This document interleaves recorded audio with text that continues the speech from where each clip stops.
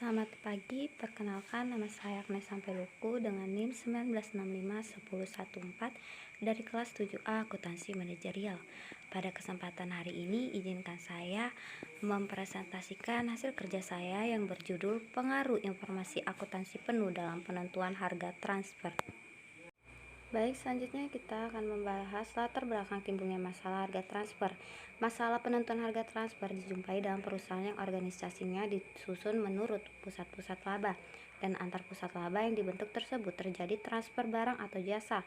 Latar belakang timbulnya masalah harga transfer dapat dihubungkan dengan proses diferensi bisnis dan perlunya integrasi bisnis dan perlunya integrasi dalam organisasi yang telah melakukan diferensi bisnis. Baik, selanjutnya kita masuk ke dalam pembahasan diferensiasi, diverifikasi, dan integrasi. Diferensiasi adalah proses pembagian pekerjaan menjadi tugas-tugas yang diperlukan untuk mencapai sasaran organisasi. Diferensiasi dapat berbentuk vertikal dan horizontal. Diferensiasi vertikal ditunjukkan dengan jumlah jenjang yang berada di antara direksi dan karyawan operasional.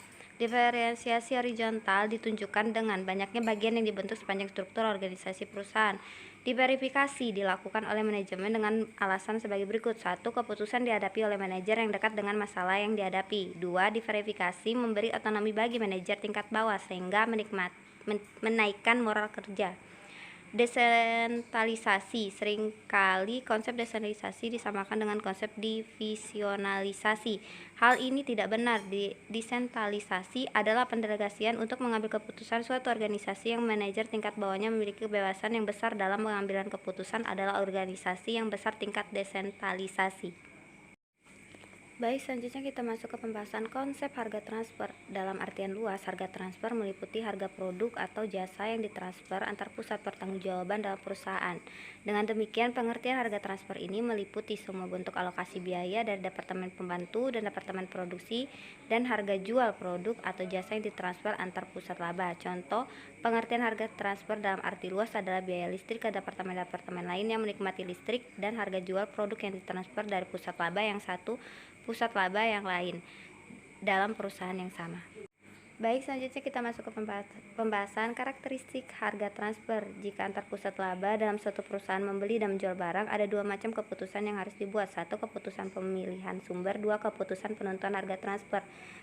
Harga transfer pada hakikatnya memiliki 3 karakteristik, yaitu masalah harga transfer yang timbul jika divisi yang terkait diukur kinerja berdasarkan atas laba yang diperoleh mereka, dan harga transfer merupakan unsur yang signifikan dalam membentuk biaya penuh produk yang diproduksi di divisi pembeli. 2. Harga transfer selalu mengandung unsur laba di dalamnya.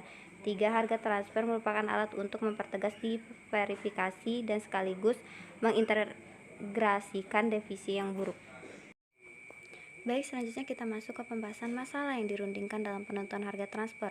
Karena setiap divisi yang diperlukan perusahaan diukur kinerja atas dasar laba yang diperoleh masing-masing, maka dua masalah yang selalu dirundingkan oleh divisi penjualan dan divisi pembelian adalah: 1. Dasar yang digunakan sebagai landasan yang penetapan harga transfer. Dalam penentuan harga transfer, divisi pembelian dan divisi penjual harus menyepakati dasar yang akan dipakai landasan penentuan harga barang yang ditransfer antar divisi tersebut. Ada dua dasar yang dapat digunakan sebagai penentu harga transfer, yaitu biaya dan harga pasar. Yang kedua, besar laba yang diperhitungkan dalam harga transfer.